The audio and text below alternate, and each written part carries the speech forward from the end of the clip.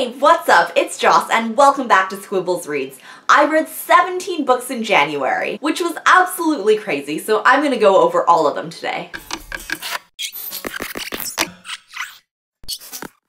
My absolute favorite book that I read in January was The Final Empire, the first book in the Mistborn trilogy by Brandon Sanderson. Going over it real fast in this wrap-up would do it no justice at all, so I made a full non-spoiler review, which I will link in the comments below. The next two books I thought needed a little bit more attention as well. They were The Sculptor by Scott McCloud and Everything Leads to You by Nina LaCour. I included those in my Hidden Gems books video, which I will also link. The first book that I read this year was Hotel Ruby by Suzanne Young. It is a YA book with some horror and paranormal elements. It's about a girl named Audrey, her brother Daniel, and their dad. Their mom passed away just a few months ago, and their dad thinks it would be a great idea to go to this hotel called Hotel Ruby, but when they arrive, some weird things start to happen. I gave it 3.75 stars. I thought that the writing was really simple, but also very evocative. It also touched on things such as grief, quality of life, trauma, and the value of family. I also read Me Before You by Jojo Moyes. It's about a woman named Louisa who is desperately searching for a job, and she eventually ends up taking care of a man named Will who is disabled and needs care basically around the clock.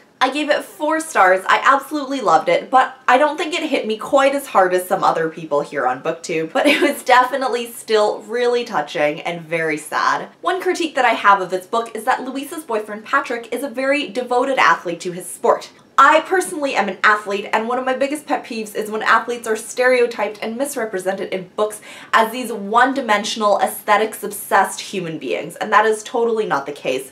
I know a whole bunch of athletes, and we are all multifaceted, very relational people. So I wish that stereotype hadn't been perpetuated in an otherwise beautiful book. I then read Finnegan on the Rock, which I did as a buddy read with Diana at Novelty, and I will link her channel down below. It is a YA fantasy novel that is highly touted in the book community, but unfortunately I was not really able to connect to any of the characters until about halfway through the book, and by that time I didn't really care too much about what happened to them. However, the writing was beautiful and evocative, and the plot had some amazing turns and corners, so I ended up giving it 3.5 stars. I also read Falling Into Place by Amy Zhang. It's about a girl named Liz who is a suicide survivor. As a protagonist, she was really unlikable, which is not a problem for me, but can be for some other people. I thought it was a great representation about how mental health challenges don't discriminate based on demographics or on popularity. But some of the secondary characters were very underdeveloped. It also demonizes mental health workers and parents, which is something that I really hope is going to be fought in the future in young adult books, but sadly in this case it was not. I ended up giving it 3 stars. Then I read Beautiful Bastard by Christina Lauren. Honestly, at this point in the month, I was kind of getting a little bit reading slumpy. Nothing gets me out of a reading slump quite like some dirty new adult. I was not reading critically at all, and it neither stood out in a good nor bad way, so I just gave it 3 stars. My next read was The Fifth Wave by Rick Yancey. It is a YA dystopian with a little bit of sci-fi about aliens that have taken over the planet and eliminated 90% of the human population. I love the way Rick Yancey writes, how he varies the sentence structure and also how he describes the setting. However, there were some pacing problems. The middle 40% of the book was a little bit odd. There were 2 storylines going on. One of them moved very, very fast, and the other one didn't move at all, so it was a little bit awkward and stilted there. My main concern was that there were 2 really young characters. One of them was 5 years old and the other one was 7. I think it had such potential to describe the impact of trauma on really young children. However, he really did not seize this opportunity and instead sadly used these kids as pawns for his overall plot. I ended up giving it 3.5 stars. Then I read Killing Sarai by J.A. Ridmersky. I know that this is in my BookTube Recommends TBR jar, but I did it for Riley and Lainey's read-along, and Lainey was the one that recommended it to me, so ha.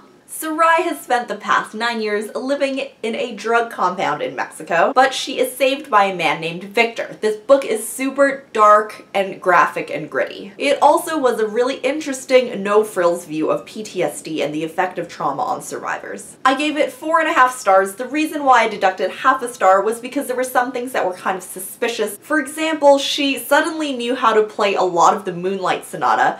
I've been playing the piano for more than 20 years and I only know a few bars of the Moonlight Sonata, even though I've performed it many times. Also, she somehow knew that these men were speaking German, and she was kept in a compound that was primarily Spanish-speaking, and previously she lived in the States, which I assume was mostly English-speaking, so where she garnered this ability to pick up on the German language, I'm not really quite sure. Overall, those things irked me but did not take away from my enjoyment of the book. I also read Shadow and Bone, the first book in the Grisha trilogy by the Bardugo.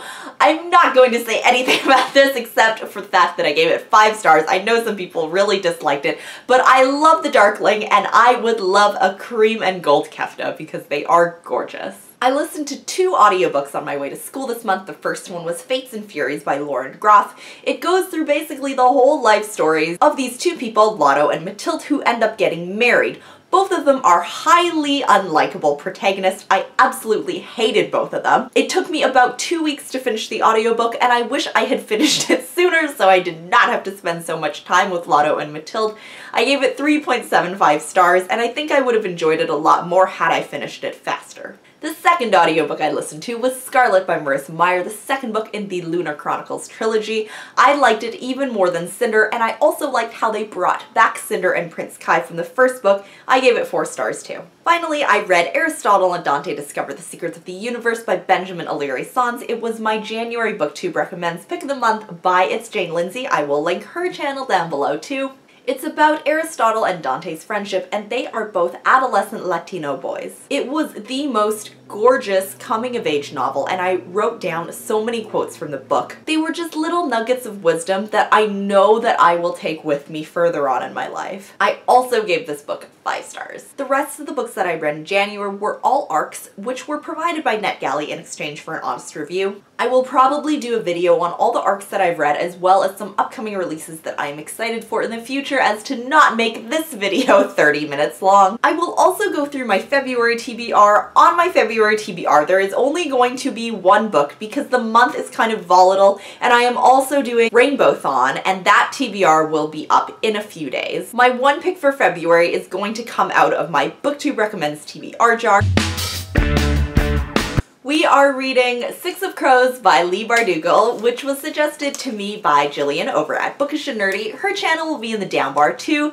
That is it for this video. If you guys have any comments, questions, or anything else, please leave me a comment down below. As always, thank you so much for watching, and I will see you in the next one. Bye!